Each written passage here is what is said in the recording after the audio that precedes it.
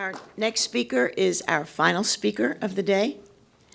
Alexandria Boehm is the Goldman Professor in Environmental Studies in the Department of Civil and Environmental Engineering. Her research is focused on understanding the fate of human pathogens in the environment and their transmission in human disease.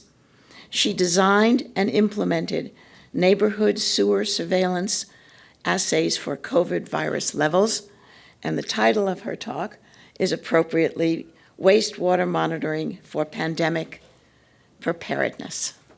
Alexandria. Thank you.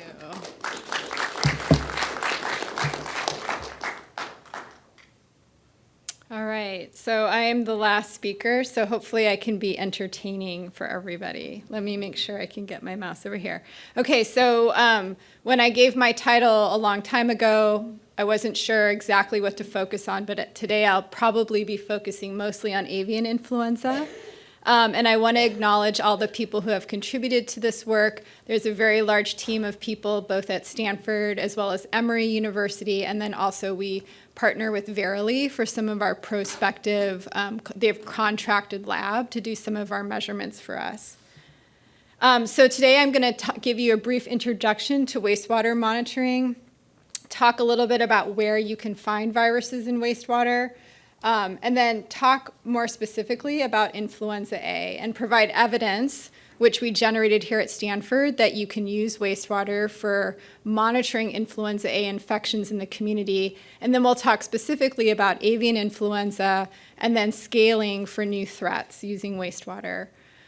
So you guys have all heard about wastewater monitoring. I won't spend too much time on it, but the idea is that instead of relying on individuals to be assayed for being infected, which requires them to come to a clinic, have access to care, get those test results, get them collated and shared, that you can collect this environmental sample, which is unbiased and represents a community composite sample.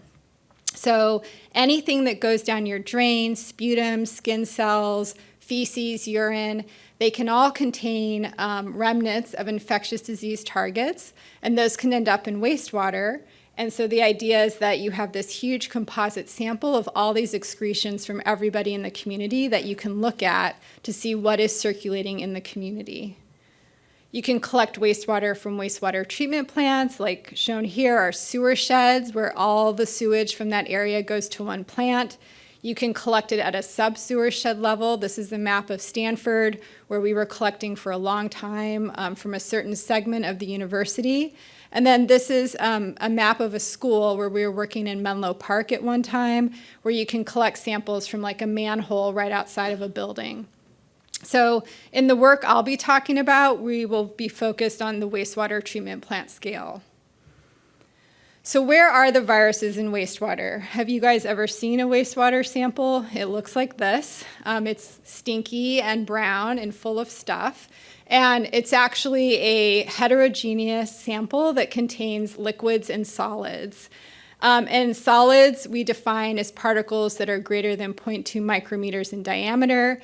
They include bacterial cells, mammalian cells, fecal solids, food waste, etc. All kinds of things. And we find through a lot of our work that every target we look for is massively enriched in the solid phase of wastewater. So these viruses partition to the solids. This example is showing toMPOX concentrations at 2 plants in San Francisco, OSP and Southeast.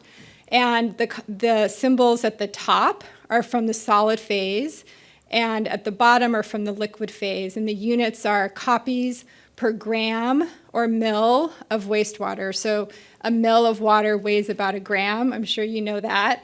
And so these are unseeded samples from San Francisco during the time when there was a lot of toMPOX clade 2 circulating.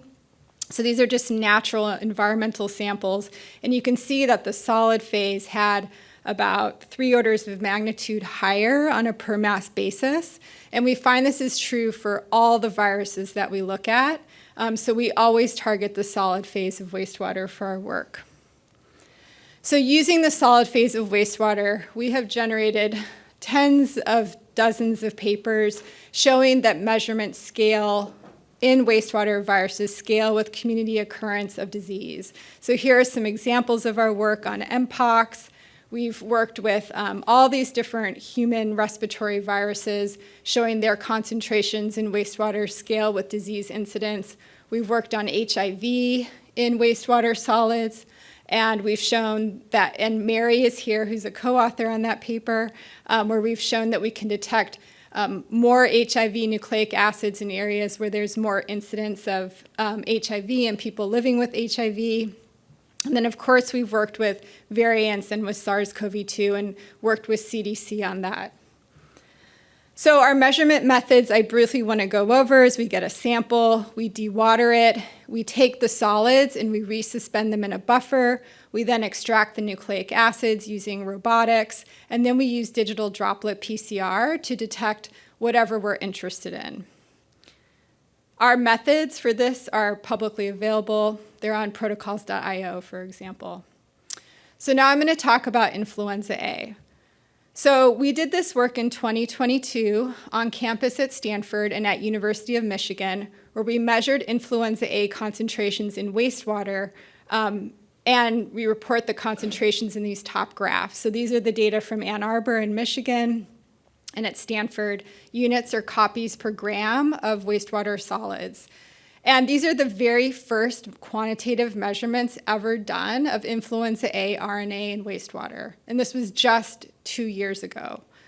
And you can see that the concentrations were low. This was in 2022. And so it was right during, I think it was actually 2021, not 2022. So it was during the COVID pandemic, and it was right when these were like sort of the first cases of influenza after the lockdown.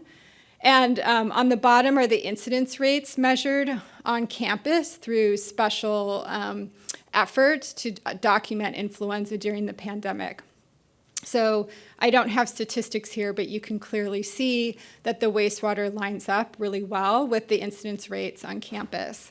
So with this data in hand, this research in hand, we scaled these measurements across the United States in our wastewater scan network. So we work with 190, now 150 wastewater treatment plants across the United States. We get their samples. We contract with Verily to make the measurements that we want to make, in this case, influenza A. And we have measurements of influenza A in wastewater at some of these plants for over 2 years. So this is an example in San Jose. You can see the first influenza influenza season after the pandemic in 2023, followed by the influenza season in 2024, and now we're waiting for the next one. So we have this really rich data set. We get the results from the samples within 48 hours of receiving them at the lab, and we post them on our dashboard, data.wastewaterscan.org. So this is a prospective study that constantly updates data for our public health partners.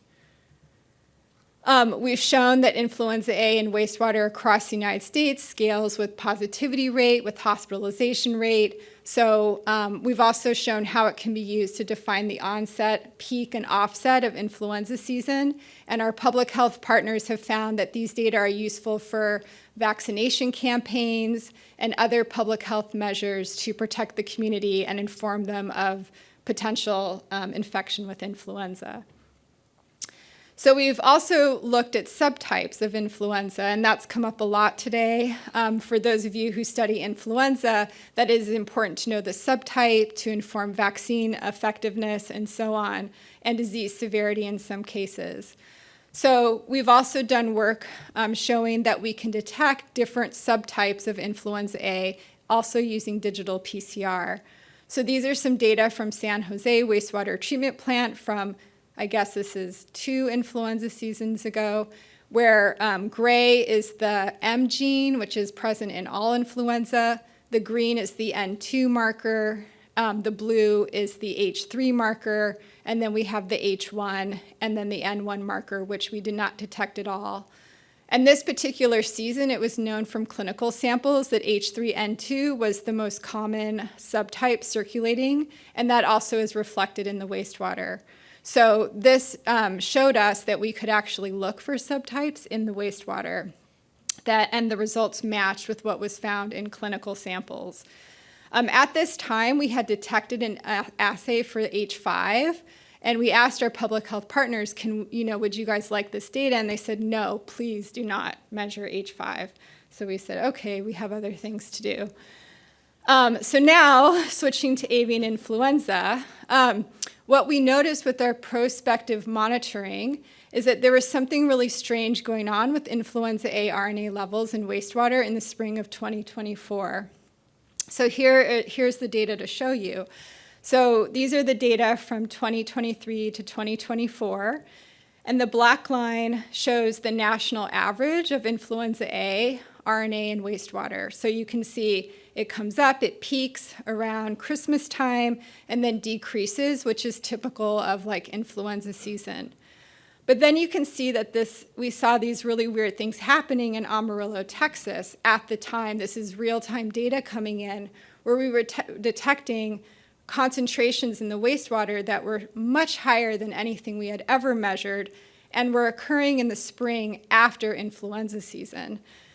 And so we also had heard on the news that Amarillo was the first place where they were identifying dairy cattle infected with avian influenza. So for example, February 8th of this year is when the USDA declared the HPAI poultry outbreak. In March 7th, it was the first time that someone said there is an unknown dairy cattle illness occurring. And then it wasn't until the 25th that Texas confirmed the H5N1 in dairy cattle. So this was the time when we knew that cows were infected with H5N1, but we were seeing these really weird things in the wastewater happening. So we went in and we have all of our samples biobanked. And so we had our H5 assay, which we had tested in silico, and we expected it to be highly specific to the clade that was circulating. And we grabbed those samples out of the freezer and we tested them for H5 with approval of our public health partners and the plants in Amarillo, Texas. And so looking at those results, what we found is shown here. So here's Amarillo 1 and Amarillo 2, North Carolina and Dallas, where we also saw weird results. And in green is the influenza M gene marker, which is present in all influenza, and the red is the H5 gene. And so what you'll see is that the results for H5 were like all non-detect at these plants until later in the spring, when they started increasing and almost were as high as the influenza A M gene marker. And we saw that at all the plants. We also had some counterfactual sites at the time, California and Hawaii, where we thought there's no avian influenza. We don't expect to find it in wastewater. And sure enough, no H5 in those wastewater samples. So we thought, okay, good, that's what we expected. And so basically, to summarize what we found with Amarillo and Dallas and North Carolina is shown here in this heat map. So these are samples that are blue that were negative for H5, and then the red are positive. So we're seeing H5 in the wastewater at these sites, and then here are some arrows showing when we actually had confirmation of cattle infections in those locations. So the 25th was in Texas. So the confirmation of cattle infections came after we were seeing H5 in wastewater. And then on April 9th is when they confirmed in North Carolina that they had H5N1 in the wastewater. So why is this in wastewater? What is it? Where is it coming from? Well, we suspected it could be from the milk. So we actually went to our public health partners and we said, can you help us sample up the sewer shed at some of these industries that are discharging into the sanitary sewer, because cheese-making facilities, they can put their waste into the sanitary sewer. People in homes who have milk, they don't finish their cereal, they put it down the drain. So we went up into the sewer sheds and collected samples, and sure enough, we found that this dairy, Plains Dairy, had 10 to the 4th copies per gram coming out of its cheese-making facility, entering the sanitary sewer. Some residential lift stations had high concentrations, and then some of the milk that we purchased from the store, including chocolate milk. And if you ever centrifuge chocolate milk, I encourage you to do so if you haven't. It's very fun. There was H5 marker nucleic acids in that pasteurized milk, which we know is common. And then, just a couple weeks ago, we went out and bought some cheese and some milks in California, and we also find the H5 marker is present in cheese, like local cheese commercially available in California. So I'll come back to why that might be important in a minute. So the bottom line is, where is the H5 marker coming from? It's probably coming from these dairy products. So we scaled our prospective monitoring of H5 across the United States in our wastewater scan network last May. And as of today, or actually December 2nd, we've had 372 positive detections out of over 13,000 samples that we processed as part of our project, and at 56 different sites. And you can see in red here all the sites in California that are positive. So red means it's been positive at one point, and blue means it's never had a positive H5 detection. So that's between May and now. This is very hard to see, but it's a time series of detection or not detection of H5 at plants where we have had at least one detection. And the important thing to note, as was pointed out earlier today in a talk, before there were lots of positive detections in Colorado, Iowa, Michigan, Minnesota, Texas. We heard about all of them having H5 cattle. Now California is just screaming hot. It has very high concentrations and frequent occurrence of H5 in wastewater. And if we look at the trends of detection of H5 in California, the bottom is the number of detections in wastewater in California. This is per week, not cumulative. This is the number of human cases in California. This is the H5 positive cattle herds in California, positive poultry flocks, and positive wild birds. So you can see, I just made this plot a couple days ago, that the detections in wastewater scale really well with both the human cases as well as the number of cattle herds in California. So this is like unpublished data here. So going back to the possible sources of H5 influenza to wastewater, we believe that it's from allowed or permitted discharges into the wastewater, including live bird markets, for example. So this would be like the examples I talked about, the cheese-making facilities that are permitted to discharge, as well as people dumping milk down their sink. Potentially infected wild animals, although that is unlikely because we've sort of done the calculations. It seems like it would be a very rare event. So these are not really considered to be potential sources. There's also the consideration, like, could infected humans be shedding H5 into the wastewater? And we think that maybe not, but we can't rule it out. But one thing I think is going on that I have no data to support is dietary shedding of H5 marker from ingestion of cheeses and milks. We know that humans shed viruses from like vegetables and fruit that we eat, like tomato viruses and pepper viruses. That RNA can make it through the human body in the gut and excreted in feces. So I'm willing to bet, if anyone wants to bet with me, that like against me, I want to win, that there is dietary shedding of H5 by people consuming ice cream and milk and dairy. But I'd love to test that. So for our stakeholders, we actually developed a fact sheet for translational support to help them interpret the H5 measurements in wastewater and actually use the results to do further investigation of where they might have infected cattle in their communities. And we work closely with public health to actually implement these data for decision making. So I do want to say there are some very interesting things that happened behind the scenes here. I don't think Catherine Blish is here anymore, but oh yes, she is. She got to sit in on a very tense meeting with NIAID, CDC, and the White House Office of Pandemic Preparedness and Response, and us. And I will say that we didn't have a lot of support for this work when we started. I don't want to say too much, but I actually did have to talk to Stanford Office of General Counsel about some, I don't want to say threats, but I was afraid I was going to get kidnapped by a white van. And then there were some, I actually wrote some notes here to go over this.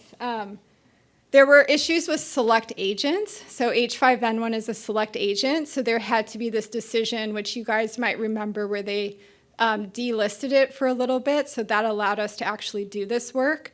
But there was some confusion in the beginning as to whether or not we were violating select agent rules when we were doing this. And then there was actually some disagreement about how quickly we should publish this work and if we should publish it. I guess one thing that's very exciting about this is that despite some of the challenges that we faced as we started this research and opposition we received from some in the federal government, that now, a couple months after this work, I guess it was June, CDC actually issued a note to all states saying, please monitor H5 in the wastewater. And now it's something that the federal government actually uses our assay to measure H5 across the United States. So that's been a really great experience to see how our work, how we were able to do original research and write a paper within like 6 weeks, and then have that work sort of scaled nationally by a federal agency without our contribution. Well, we are, of course, our contribution, but we didn't have to do the scaling across the whole United States. We did it within our network, but have that uptaken so quickly within just like 4 or 5 months has been like a really interesting and I think amazing experience. So we do have a workflow for scaling assays for pandemic response that has basically 6 steps. And we've followed this for scaling mpox, for scaling H5, and we're using it now for mpox clade 1. And it involves like making a decision to track a new target, developing new primers and probes, testing your assay, procuring your supplies, which is the rate limiting step most of the time, testing the assay sensitivity and specificity, which is a really big issue. If you're going to be testing for Ebola, you want to make sure when you get a positive that it's actually Ebola and not scare everybody for no reason. And then we apply the assay in a retrospective study in collaboration with our public health partners to make sure that the results we get are making sense and are expected. And then we will apply the assay prospectively in a pilot mode with a subset of plants with the public health partners collaborating. And if that all looks good, then we scale it nationally across our wastewater scan network to illustrate how we can do this. So with a network in place, and if it's staffed appropriately, scaling for a new assay or a new virus can be done in 1 week. That's if we do it. If the federal government does it, I don't know. But that's why we exist. So this wastewater scan project exists because we aim to illustrate how, if we have a national network in place, we can pivot and respond really nimbly to a new threat. So we're constantly looking for new threats that we can work with. And so right now we're working on mpox clade 1b.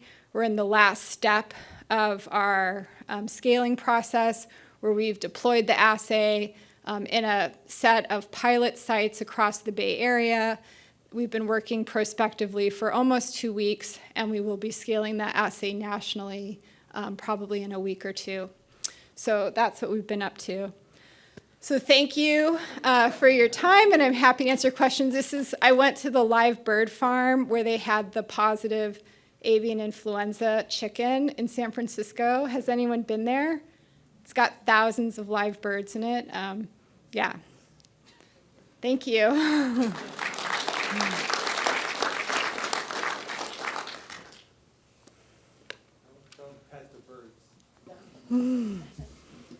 Alex, what's the situation internationally? Oh, with avian or with wastewater? Yeah. I can say there's activities occurring all over the world.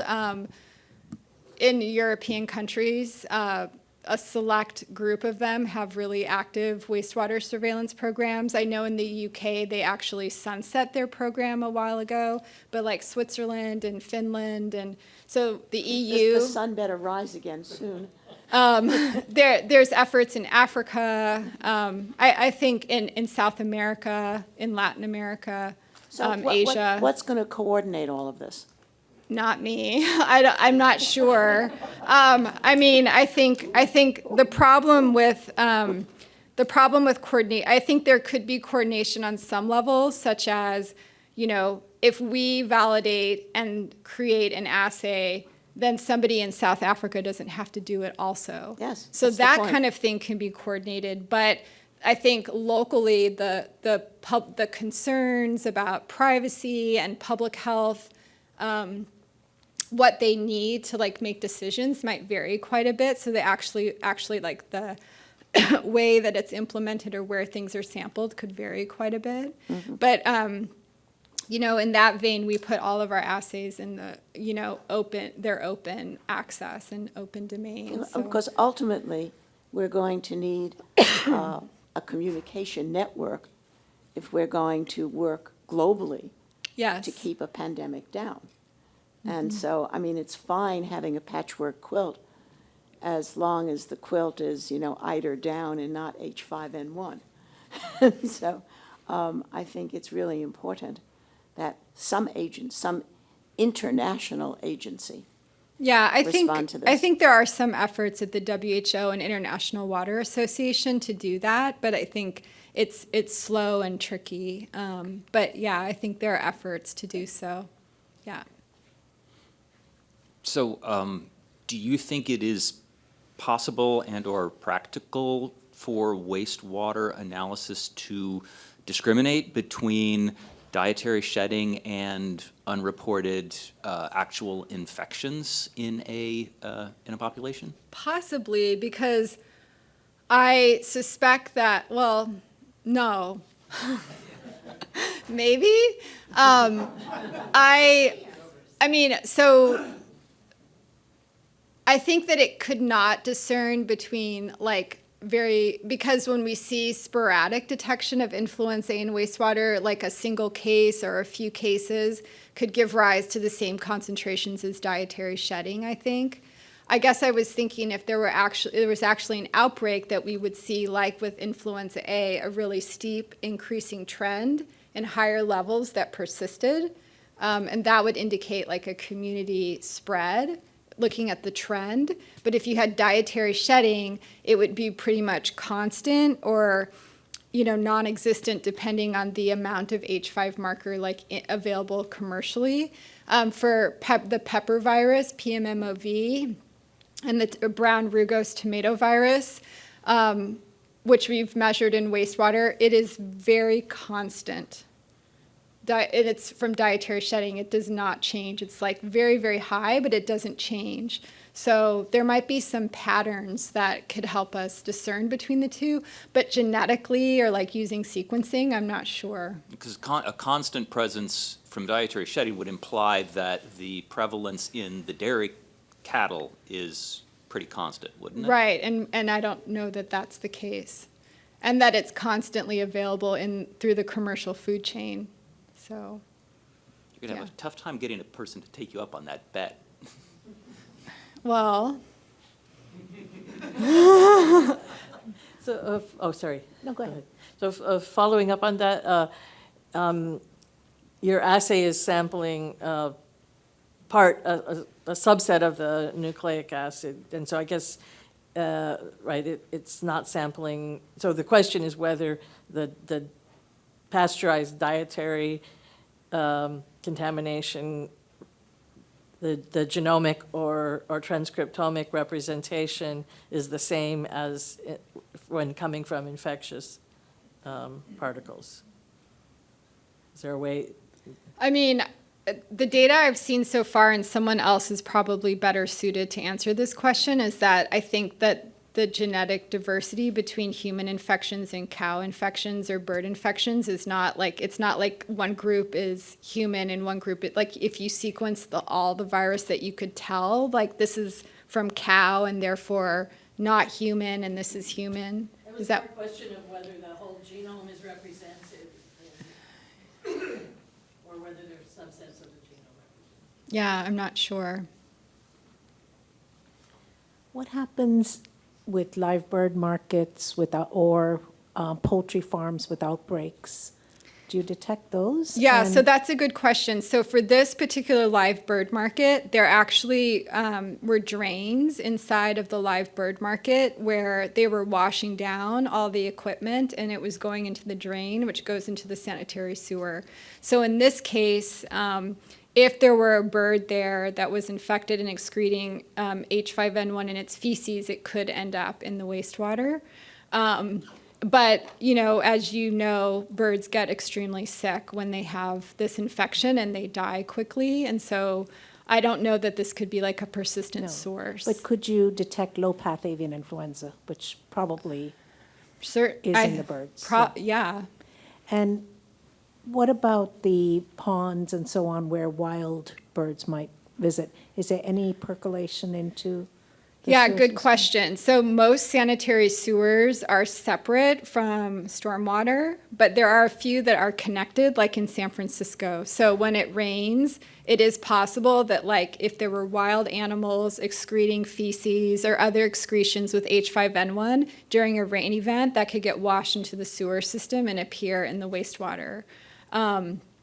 So that is a possibility that we can't rule out. But it's kind of interesting. This is the first case where we can really use wastewater to look at like infections in animals. We've really thought about it as being like providing like sort of a window into what humans are infected with. But in this case, because of the contributions from dairy, we actually can say something about the infections in cows. And so that's really a big open research question as to what extent birds are contributing feces or other animals are contributing to the waste streams in different areas.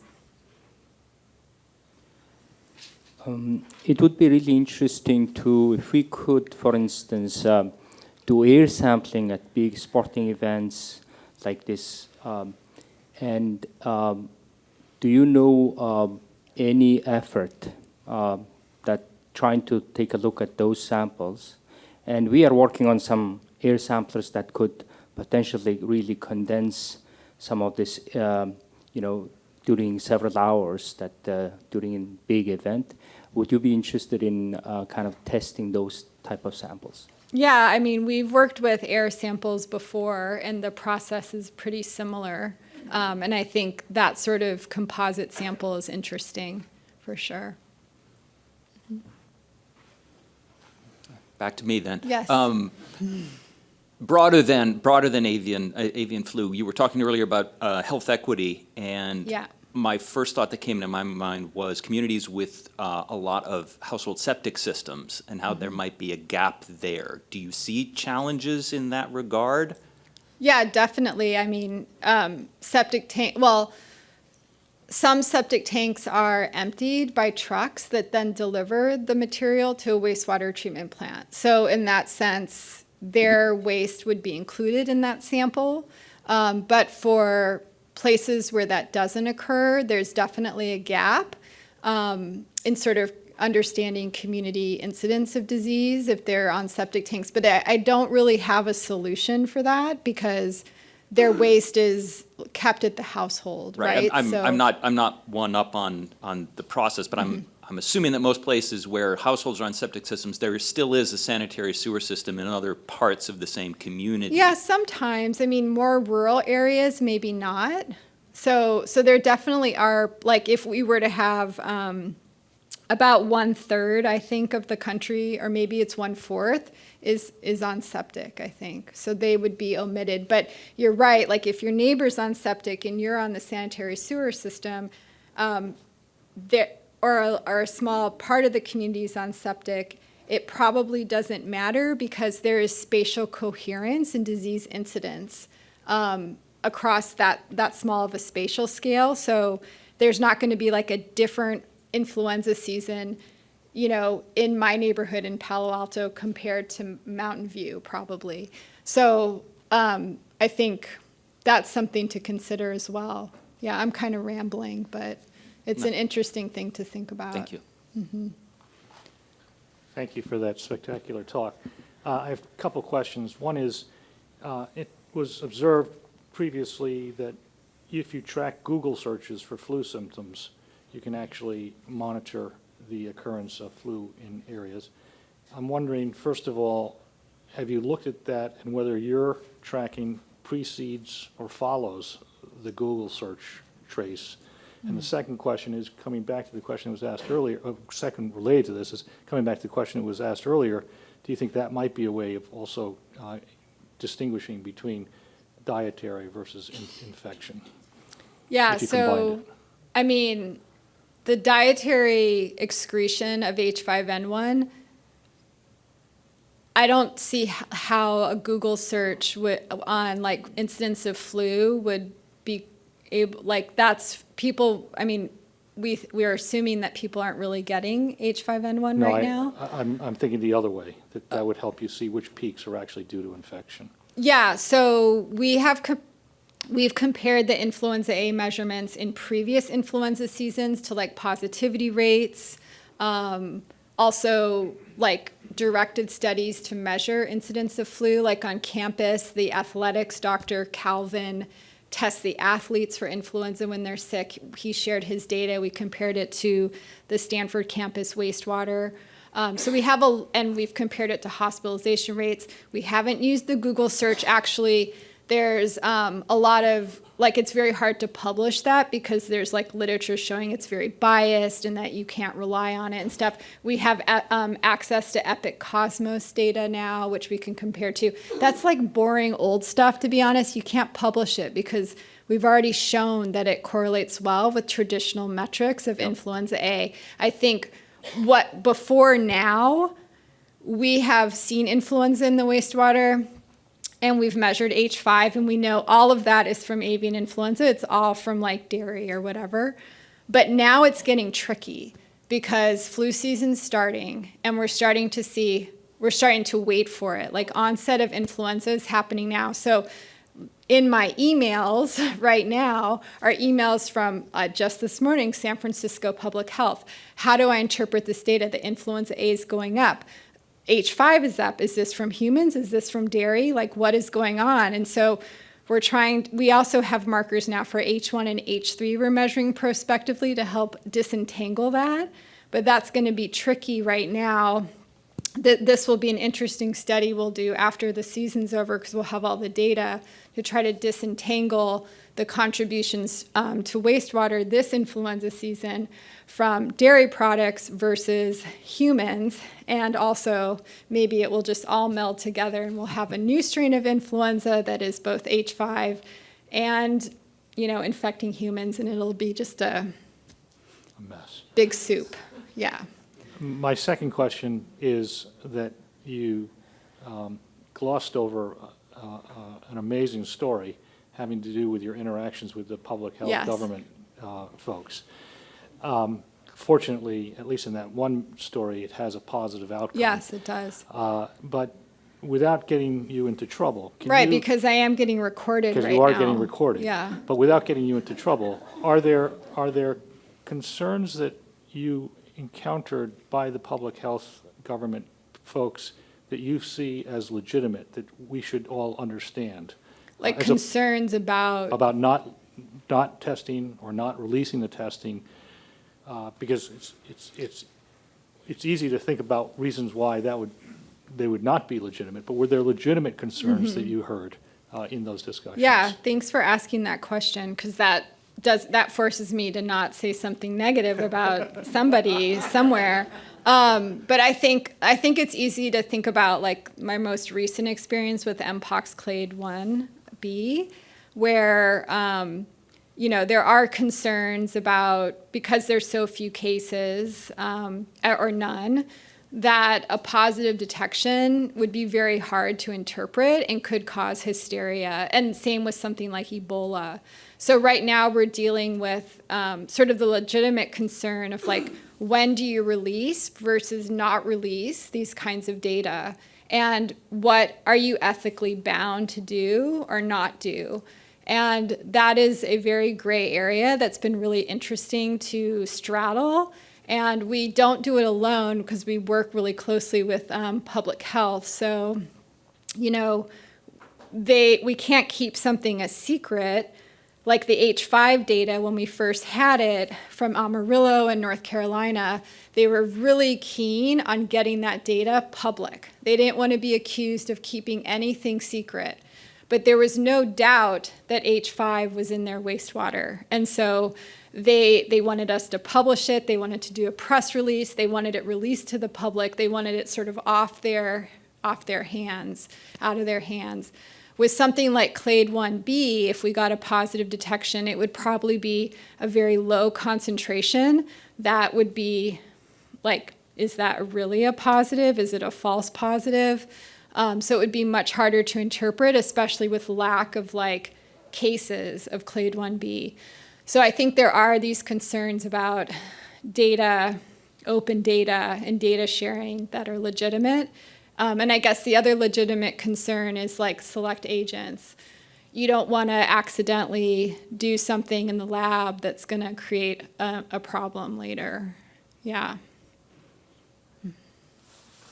Thank you for the amazing talk. I actually have a question. So at this point, you're basically just saying whether a virus is there or not, right? I mean, from your PCR amplified sample, would you be able to then sequence it and then figure out whether these viruses are mutating and at what rate they're mutating, so that if they're mutating faster, potentially that could be a signal that, you know, maybe we should warn people that this thing could potentially become more dangerous? Yeah, I mean, I think we are not sequencing our amplicons, so we're sequencing, all we know is that the nucleic acid encoding for H5, part of the H5 gene is present, the HA gene, the H5 version is present. When we first did our research, we did sequence the amplicons just to prove, like, hey, this is really H5, it's not something else. But it's not part of our normal workflow, but it's something that we could do if we wanted to. I mean, it's very easy to sequence an amplicon, and the concentrations can be quite high. Yeah, I'm just wondering if you can predict mutation rates in the wild. I can't, but I bet somebody could. Yeah. And there are efforts underway to do like sequencing of larger portions of the influenza genome from wastewater. There's a lot of work on that, but as you probably know, influenza has a segmented genome, so it's pretty hard in wastewater with lots of different strains, and it's all tangled up and mixed up to make sense of the sequencing data.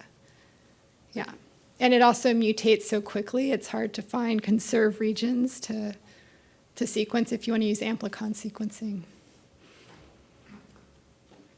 Well, thank you so much.